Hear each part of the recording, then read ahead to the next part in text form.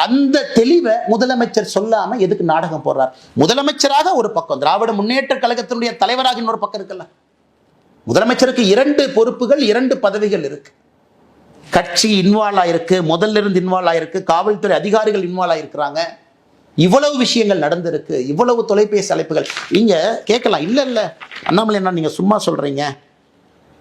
சரி, கோட்டூர் சண்முகம் அவர்களும் மா சுப்பிரமணியம் அவங்களும் டெய்லி பேசிக்கிறாங்களா? டெய்லி பேசிக்கிறாங்கன்னா, நான் சொன்ன 24ஆம் தேதியை 2 முறை பேசிக்கிட்டாங்க. அதன் பிறகு 6 நாட்கள் அவங்க பேசிக்கொள்ளவே இல்லை. இவங்க டெய்லி பேசுற ஆட்கள் கிடையாது.